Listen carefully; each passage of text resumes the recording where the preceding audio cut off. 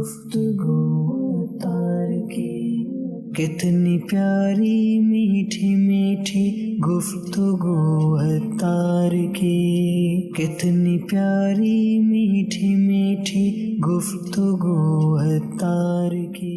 الحمدللہ رب العالمین والصلاة والسلام علی سید المرسلین، اما بعد فاعوذ باللہ من الشیطان الرجیم، بسم اللہ الرحمن الرحیم، صلاة والسلام علیک یا رسول اللہ وعلی آلک واصحابک یا حبیب اللہ، صلاة والسلام علیک یا نبی اللہ وعلی آلک واصحابک یا نور اللہ۔ رسالہ ضیاء درود السلام، پیج نمبر 6، فرمان مصطفیٰ صلی اللہ تعالی علیہ وآلہ وسلم، جس نے یہ کہا اللہم صلی علی محمد وانزلہ المقعد المقرب عندک یوم القیامہ، اس کے لیے میری شفاعت واجب ہو گئی۔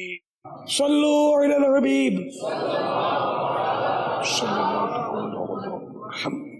کورنگی نمبر 6 مارکیٹ سے ظہیر احمد اتاری۔ الحمدللہ رب العالمین، مجھے وہ واقعہ جو بہاؤالدین ذکریہ ملتانی رحمۃ اللہ تعالیٰ کی قدم بوسی کا ہے وہ یاد ہے۔ الحمدللہ میں نے اس اجتماع پاک میں شرکت بھی کی تھی۔ یہ واقعہ اس طرح ہے کہ 1988 فروری کے مہینے میں غالباً حیدرآباد میں 2 روزہ اجتماع ہوا۔ اس میں ایک نابینا حافظ قرآن کو سرکار صلی اللہ علیہ وسلم کی زیارت ہوئی ذکر کے دوران، اور اس میں انہوں نے جو اپنا بیان دیا وہ یہ ارشاد فرمایا کہ مجھ سے پیارے آقا مدینے والے مصطفیٰ صلی اللہ علیہ وسلم نے ارشاد فرمایا کہ مولانا الیاس قادری کو میرا سلام کہنا اور ان سے کہنا کہ 8 اور 9 شوال 26-27 مئی 1988 کو بہاؤالدین ذکریہ ملتانی رحمۃ اللہ کی قدم بوسی فرمائیں اور 2 دن کا اجتماع رکھیں۔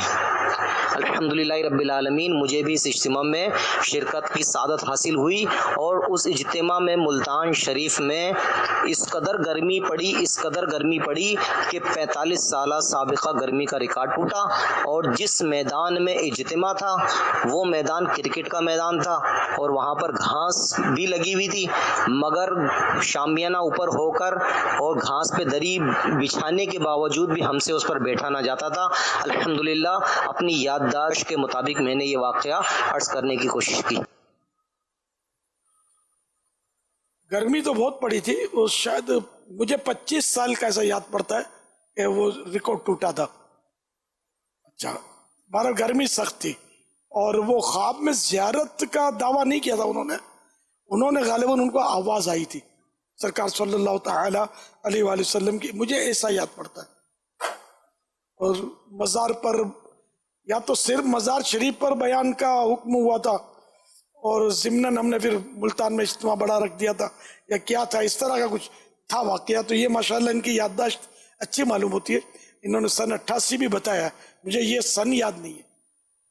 ماشاءاللہ، صلو علی الحبیب صلی اللہ تعالی علی محمد۔ پیارے امیر اہل سنت، کیا بچپن میں آپ نے گھر کے کام کاج میں ہاتھ بٹایا ہے؟ میں گھر میں تو مطلب گھر کا پانی بھی بھرا ہے میں نے۔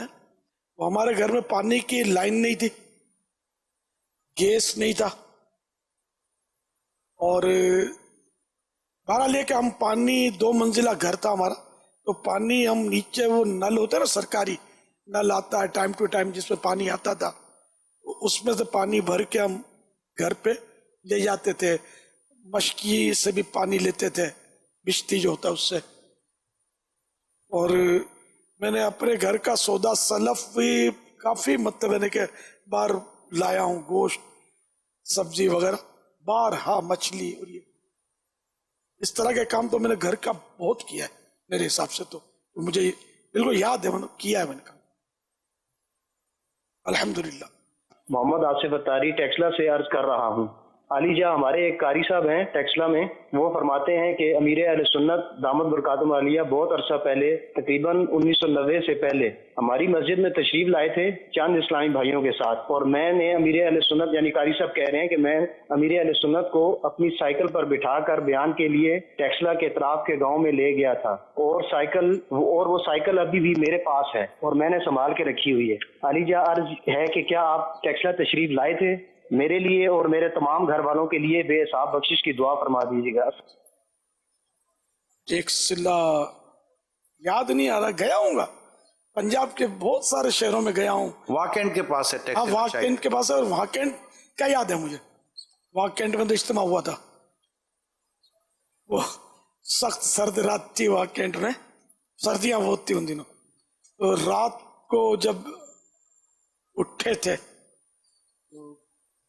بھی اندھیرے یار، وہ مسجدوں کے استنجا خانوں کا اور نظام تو اللہ کرے کہ درست ہو جائے، وہ ایسے حساب کتاب تھا، ایک پائپ نکلا ہوا تھا کیا، تو وہ اندھیرے وہ پائپ میرے سر پہ لگا گیا، تو پھر میں یہ قصہ مزے سے سناتا تھا لوگوں کو کہ دیکھو میرے سر پہ پائپ لگا اور میرے سر پہ امامہ تھا، اس لیے میرے کو الحمدللہ چوٹ نہیں آئی۔ یہ مدنی بہار سناتا تھا، وہ پرانی مدنی بہار ہے کہ اگر پائپ نہ ہو، اگر میرے سر پہ امامہ نہ ہوتا، ننگا سر ہوتا میں، تو پھر پائپ شاید کچھ نہ کچھ اپنا مطلب اپنی علامت چھوڑتا۔ تو یہ کہ ٹیکسلا بھی گیا ہوں گا، آپ کو کنفرم یاد نہیں ہے، تو اس طرح کے تو ترکیبیں، وہ سائیکل پہ لے کے یہ گھومے ہوں، اب اللہ بہتر جانے، اسکوٹروں پر تو لے کر آتے تھے اسلامی بھائی، ہو سکتا ہے کیونکہ یہ ان مقامات پر اب بھی سائیکلوں کا رواج ہے غالباً، چھوٹے چھوٹے جو شہر ہوتے ہیں نا سائیکلیں ہوتی ہیں، باکٹ میں بھی سائیکلیں کافی ہیں۔ صلو علی الحبیب صلی اللہ تعالی علی محمد۔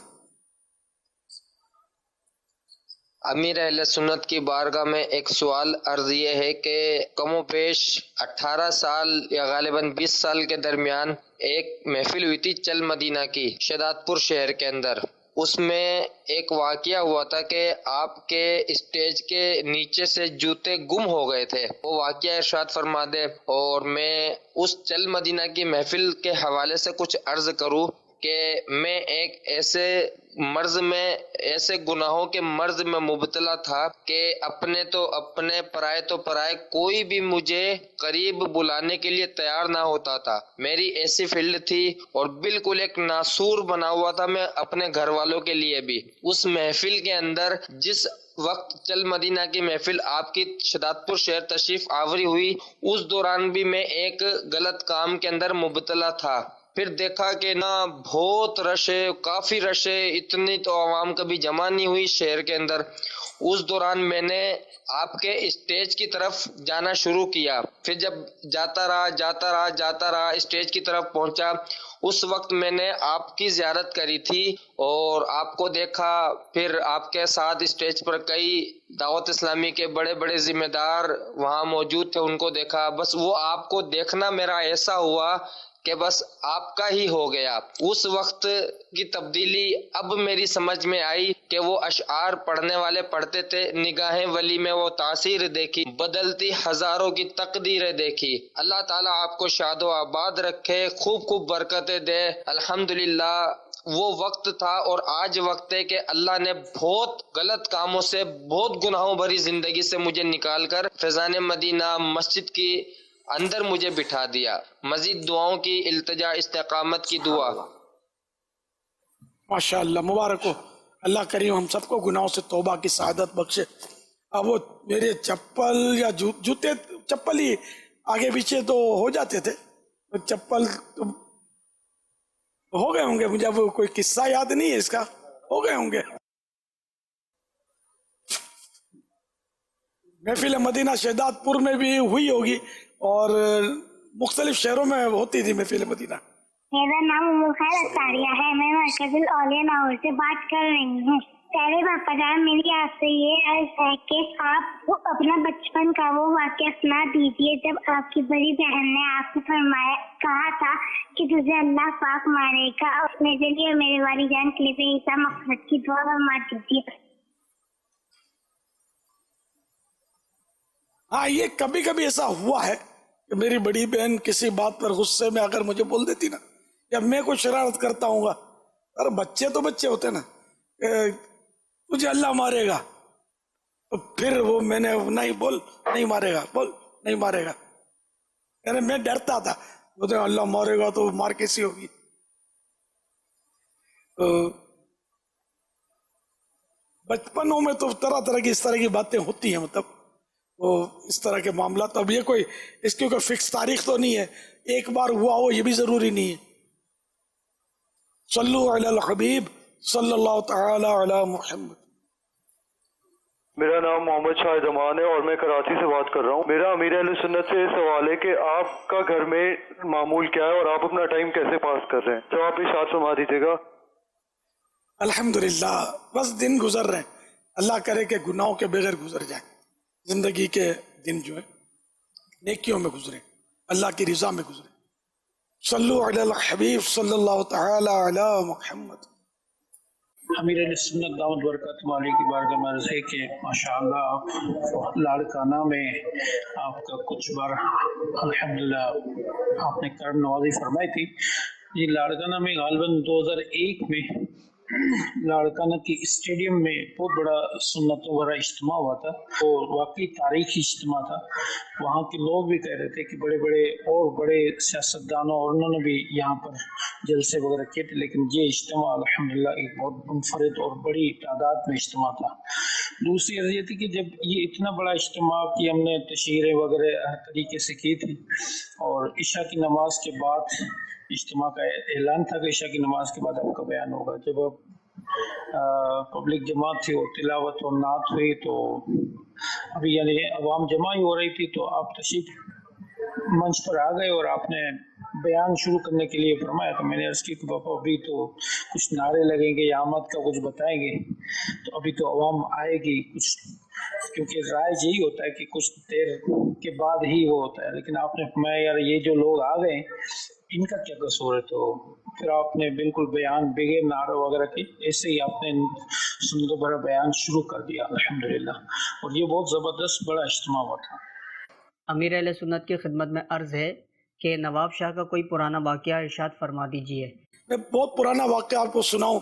یہ نواب شاہ کا جو تاج محمد قریشی صاحب کا جو سلسلہ چلا تھا، اسی کا وہ کیسے میرے قریب آئے، یہ بھی ایک عجیب واقعہ ہے۔ تو ہوا یہ کہ جب شروعات تھی دعوت اسلامی کی، یہ کہہ سکتے ہیں، تو میں گیا ہوں نواب شاہ گیا ہوں کئی بار، تو شروعات میں یہ جانا شروع کر دیا تھا۔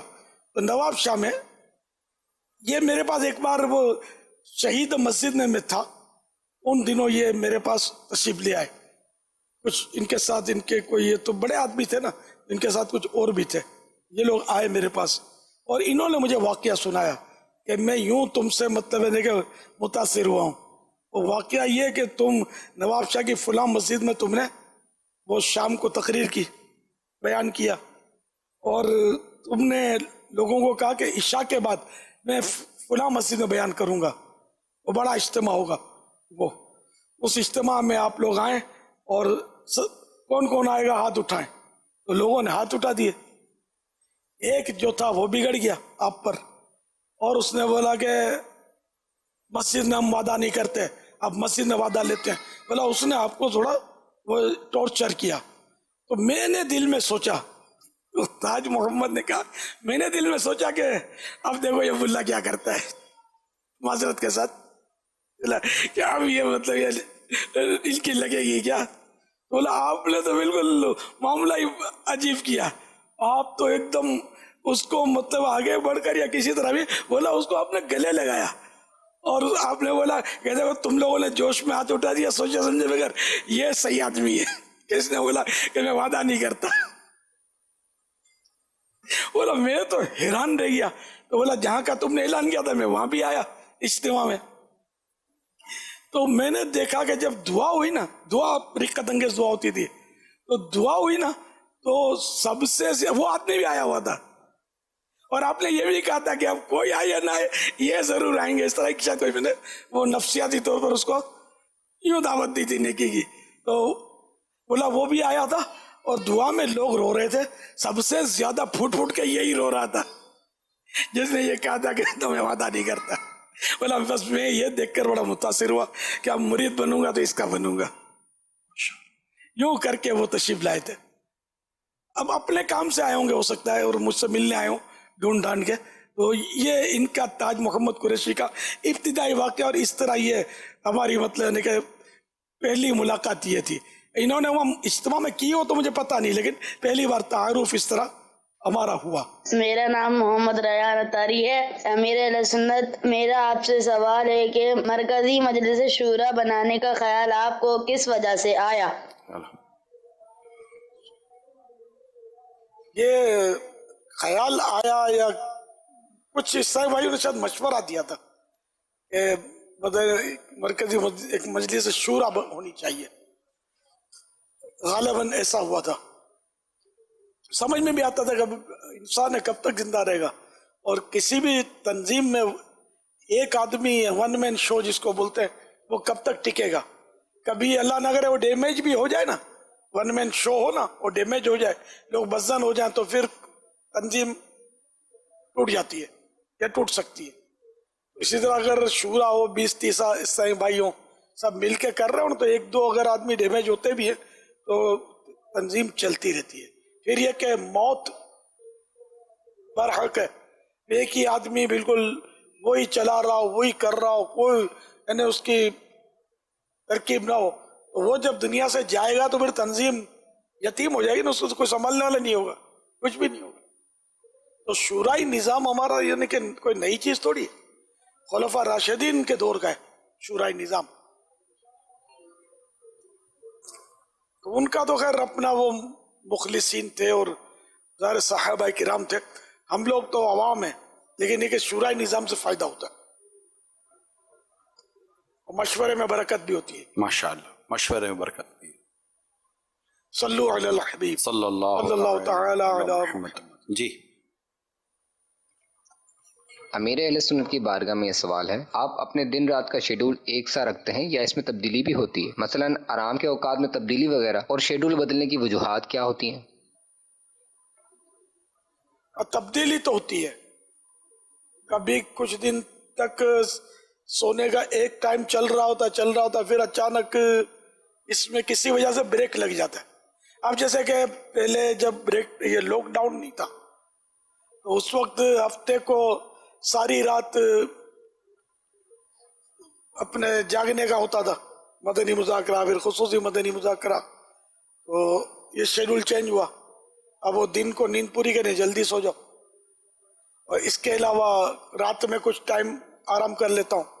آج کل تقریباً میرا 1.5 گھنٹے کا رات کا آرام کا شیڈول ہے, اور پھر دن کو بھی سوتا ہوں میں. اس طرح کبھی 1.5 سے 2 ہو جائے, کبھی 3 گھنٹے بھی شیڈول بن جاتا ہے رات کے سونے کا. آج کل تقریباً 1.5 ہے, تو یہ تبدیلی آتی ہے. لیکن میں آگے پیچھے کر کے کوشش کرتا ہوں کہ اپنی نیند پوری کروں. نیند پوری نہیں کرتا تو پھر اس کی آزمائشیں, اس کا بھی تھوڑا بہت اندازہ ہے. آپ کو اللہ نے دی شہرت, لوگ دنیا میں جانتے ہیں, تو آپ سیاست میں نہیں آئے. صحیح بات تو یہ کہ سیاست جو موجودہ سیاست ہے اس سیاست میں تو اپنے کو دلچسپی ہے نہیں, ٹھیک, کیونکہ گناہوں سے بچ کر سیاست میں کام کرنا اس دور میں مجھے بہت دشوار لگتا ہے.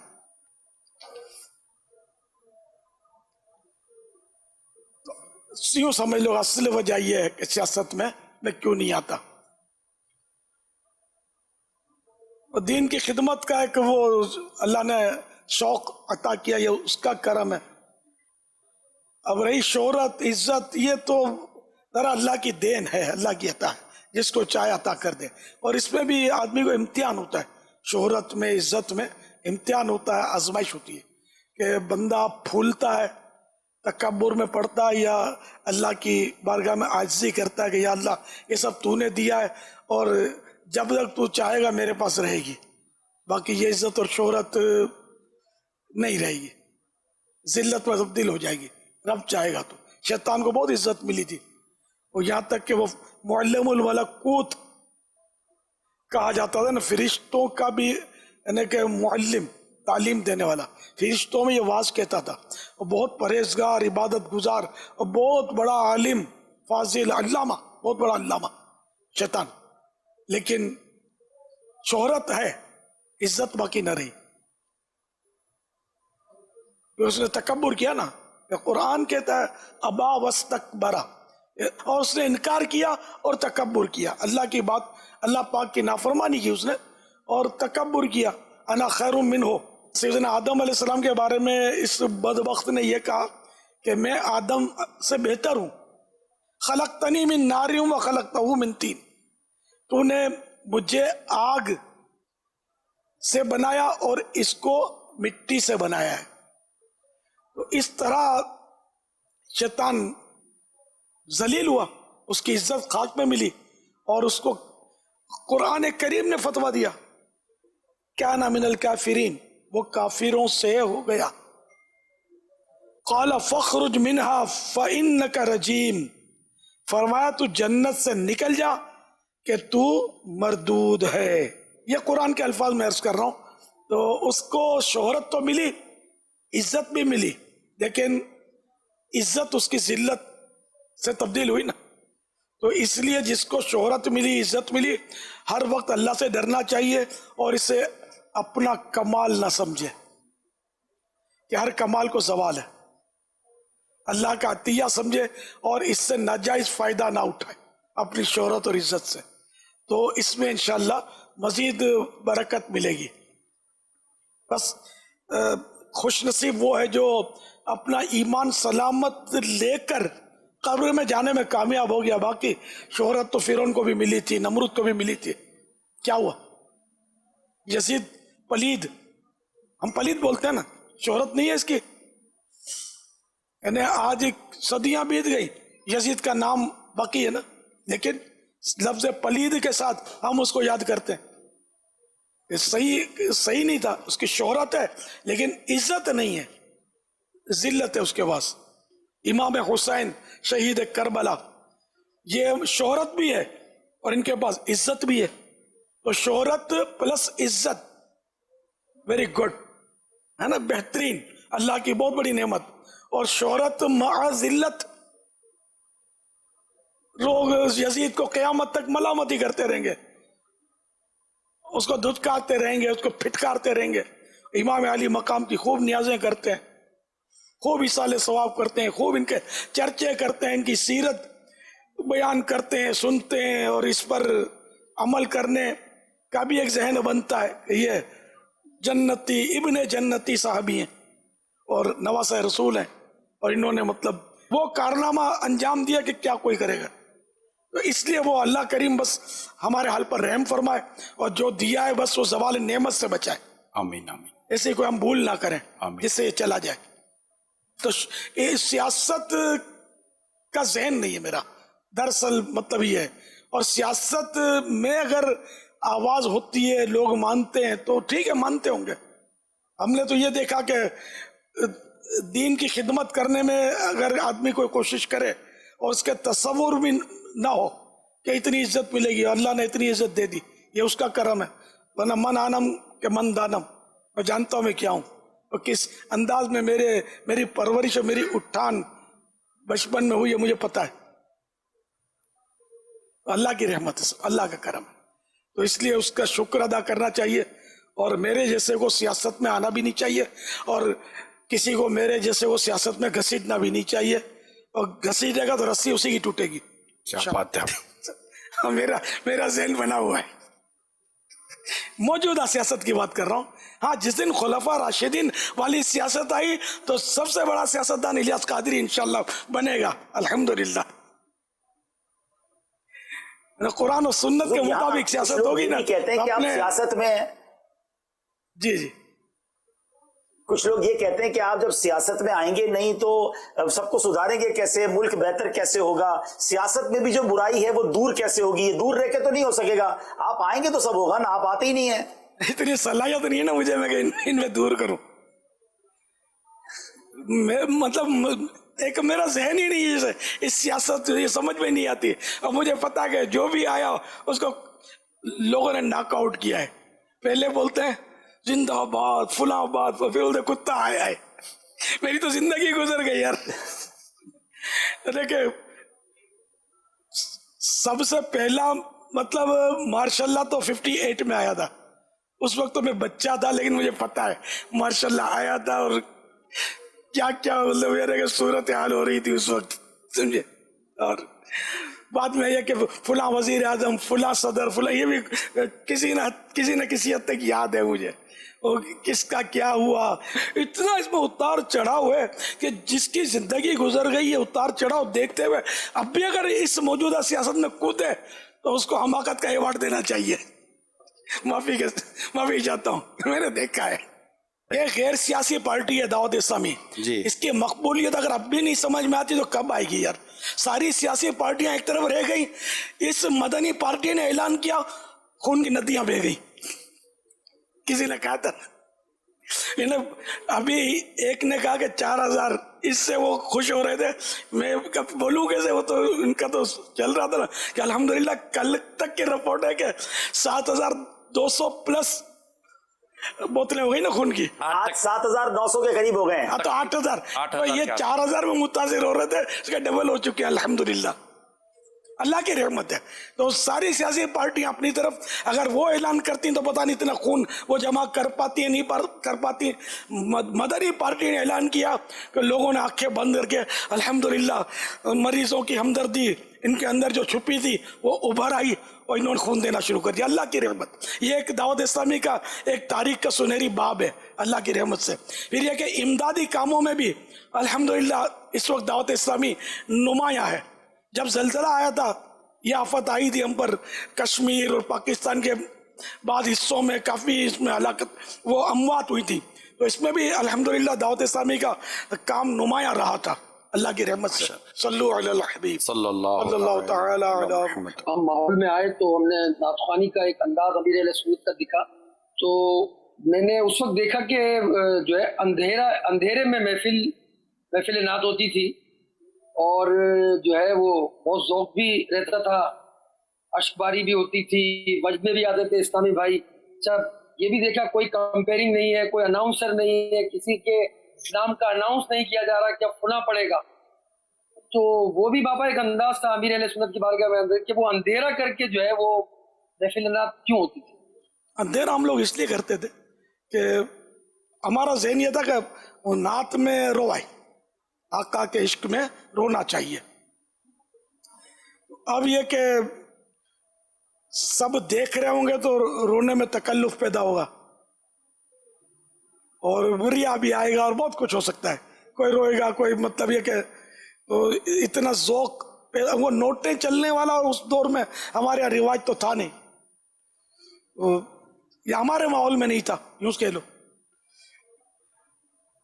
اس کے لیے اجالا ضروری ہے. تو یوں مطلب یہ نہیں کہ جب اس طرح نعتیں پڑھتے تھے نا تو ایک ایسا سما ہوتا تھا, ایسی رقت طاری ہوتی تھی. پھر ہم لوگ کہ آپس میں جو ماحول ایک بنا ہوا تھا, ایک دوسرے کو پوچھتے تھے کہ وہ جیسے نعت خوانی ہوئی نا, ہاں بھائی تم نے کون سا خواب دیکھا, پھر کوئی اس کی زیارت کی تو بولے اس کی زیارت کی. تو یوں ایک اس طرح کا ماحول تھا. تو اندھیرے میں بڑی یکسوئی ان معنوں پر ہوتی تھی. کوئی ہمارے پاس کوئی وہ زوردار دار زور نعت خوان وغیرہ کی بھی ترکیب ضروری نہیں کہ ہو. کبھی تشریف لاتے بھی تھے, کا کام بلاتے بھی تھے کبھی, لیکن جنرلی ایک ہم ہی لوگ نعتیں پڑھتے تھے. ان نعت خوانوں میں ایک نعت خوان میں بھی تھا, پڑھتا تھا. میری آواز آپ کے سامنے جو بھی ہے, لیکن اسلامی بھائیوں کو رقت ملتی تھی, روتے تھے. بہت یعنی کہ بہت پیارا ماحول اس وقت بنتا تھا. اب تو خیر اس کا یہ سب خواب ہو گئے. الوداع بھی پڑھتے تھے ہم رمضان میں, تو اندھیرا کر کے پڑھتے تھے 27ویں رات کو. اس میں جو کوہرام مچتا تھا, آپ نے تو بہت کوئی اٹینڈ کیا ہے. آپ کے گھر میں بھی اندھیرے میں محفلیں ہوئی ہوں تو تعجب نہیں ہے. آپ کے گھر میں تو جمتی تھی, آپ محفلیں جمتی تھی, میں آتا تھا. ہمارے گھر کی چھت پر آپ کی محفل نعت ہوئی تھی اور آپ نے کلام سنایا تھا، دنیا کی کوئی خوشبو اسے راس نہ آئی اور من کو نہ بھائی، جس نے بھی تیرے جسم کا سونگا ہے پسینہ. یہ آپ کے آواز سے ہی الحمدللہ سنی. اور 1981 میں 1981 میں غالباً آپ نے پہلا اعتکاف نور مسجد میں کیا تھا. اس کا کیسٹ بھی میں نے سنا تھا. ابتار کیسٹ لائبریری تھی کھارا در میں، تو وہاں سے وہ کیسٹ لائے تھے ہم، اور اس میں آپ کی 2 نعتیں تھیں آپ کی آواز میں ہی. وقت خفتہ نے مجھے روزے پہ جانے نہ دیا، آپ نے یہ کلام پڑھا تھا مفتی اعظم ہند رحمۃ اللہ تعالیٰ علیہ کا. اور عبد الغفار اتاری رحمۃ اللہ تعالیٰ علیہ ان کا بھی کلام تھا جو ہے میرے آقا مدینے میں بلا لو. اور خاص قسم کی پیچھے رونے کی آوازیں ہوتی تھی، اور ایک آواز حضور علیہ الصلوۃ والسلام سے استغاثے کی کہ سرکار، یہ پیچھے آوازیں آیا کرتی تھی. اور بہت جو آپ نے بتایا نا کہ فرمایا آپ نے کہ گورام بجتا تھا، وہ گورام کی صورت مطلب وہ دیکھی کہ اتنی اشکباری ہوتی تھی، بہت گریہ و زاری ہوتی تھی، یہاں تک کہ ایک نعت خوان نے تو مجھے خود بتایا تھا کہ میں خود حضرت کی محفل میں گیا تھا اور وہاں اس طرح کا معاملہ پیش آیا. ہم بھی اندھیرا کر کے نعت خوانی کر رہے تھے تو انہوں نے کہا کہ وہ دور یاد آیا کہ جو ہے وہ حضرت کی محفل نعت میں جب ہم شروع میں جایا کرتے تھے تو وہاں بھی یہی انداز ہوتا تھا اور وہیں سے چلا تھا. اور جو ہے معراج شریف حور بھائی حاجیانی ہال کا مجھے یاد ہے، غالباً یہ بھی کوئی 84 کا واقعہ ہے، اس میں محفل ہوئی تھی اور شاہ دولہ بنا آج کی رات ہے. پہلی مرتبہ یہ کلام ہم نے وہاں سنا تھا اور ایک کیفیت تاری وہاں الحمدللہ. بابو ہول کا نام شاید آپ بھولے ہیں. ایک مجھے یاد پڑتا ہے ککری روڈ کے سامنے چمن فاروق ایک ہول تھا، پرائیویٹ ہول تھا میرا خیال، اس میں یہ محفل ہوئی تھی شاہ دولہ بنا آج کی رات. اور جو پبلک اٹھی ہے اس میں، اور اٹھ کر جو یار بس ذوق جو تھا ساری حاضرین پر کہ بس کیا بتاؤں میں یار. شاید یہ وہاں کا واقعہ ہے، شاید اس میں وہ خالد محمود مرحوم نعت خواہ موجود تھے شاید اس میں. یہ بھی سکتے بعد حیرت ہو گئی تھی کہ یہ کیا ہو رہا ہے سب. ان کے لیے بھی نئی چیز تھی یہ ہمارے یہاں کبھی کبھی تشریف لاتے تھے، نعتیں پڑھتے تھے. کئی ایسے نعت خوان گزرے ہیں جو ہمارے ساتھ، یہ حاجی صدیق اسماعیل نے ہماری محفل اٹینڈ کی ہے الحمدللہ. تو یوں آ جاتے تھے ہمارے پاس. حاجی کلیم سرور ہوتے تھے، وہ بھی تشریف لاتے تھے. حاجی عبدالرؤف بٹی یہ بھی تشریف لاتے. انور ابراہیم اور جاوید ابراہیم اور اشفاق ابراہیم، یہ 3 بھائی ہیں اور یہ بچپن سے نعتیں پڑھتے. ان کے والد صاحب ابراہیم بھائی کو بھی جانتا ہوں میں، اب تو بیچارے وفات پا چکے ہیں. تو یہ ان کے والد صاحب لے کے ان کو سمجھے نعت خوانی میں لے جاتے تھے. بہت اچھا کلام پڑھتے تھے یہ ماشاء اللہ. ان کے بھی کلام سنے میں ابھی بھی پڑھتے نعتیں یہ بھائی؟ الحمدللہ پڑھتے. ابھی یہ جو میری بہن کا انتقال ہوا نا، غالباً ان میں سے کوئی 3 بھائی نہیں تھے. پاپا دونوں انور ابراہیم بھی آئے تھے، جاوید ابراہیم بھی آئے تھے. دونوں بھائی آئے تھے. ہمیں بہت پرانے ماحول سے پہلے کی ہماری دوستی بھی تھی. اب تک آواز ان کی وہی سریلی ہے ماشاء اللہ. میرا نام محمد الطاف طولہ سروری قادی ہے. میں آپ کا پیر بھائی ہوں. ماشاء اللہ اللہ تعالیٰ نے آپ کو اتنا بڑا مقام عطا فرمایا ہے. آپ کے ساتھ جو گزارے ہوئے لمحات جو ہیں وہ ہمیں بہت یاد آتے ہیں. کبھی ہم آپ کے گھر پہ بیٹھ کے عطر بھرا کرتے تھے، کبھی مفتی وقار الدین صاحب کے گھر پہ جا کے مسئلے مسائل پوچھتے تھے. اللہ تعالیٰ آپ کو اور ترقی عطا فرمائے. آپ ہمارے لیے بھی دعا کریں، اللہ تعالیٰ ہمیں بھی نیک بنا دے، ہمارے گناہ معاف فرما دے، ہماری بے حساب مغفرت فرما دے. اللہ تعالیٰ آپ کے درجات اور بلند فرمائے. ماشاءاللہ. نام نہیں سن سکا میں ان کا. الطاف طولہ. اچھا الطاف طولہ، یہ تو میرا بہت قریبی دوست ہے. اللہ اکبر. یہ مدنی چینل لگتا ہے دیکھتے ہیں ماشاءاللہ. کیا بات ہے. پرانی یادیں تازہ کر رہے تھے. بہت وہ تفنن کرنے والے دوست ہیں، خوش طبعی کرنے والے. تو وہ سنجیدہ تھے اس وقت. تو اچھا بھلا سنجیدہ ہو جاتا ہے. کیسے کیسے لیڈر آ کے سنجیدہ ہی ہوتے نا، وہ کیسے خراٹ ہوتے ہیں. صلو علی الحبیب صلی اللہ تعالی علی محمد. گفتگو تار کی कितनी प्यारी मीठी मीठी गुफ्तगू अत्तार की, कितनी प्यारी मीठी मीठी गुफ्तगू अत्तार की।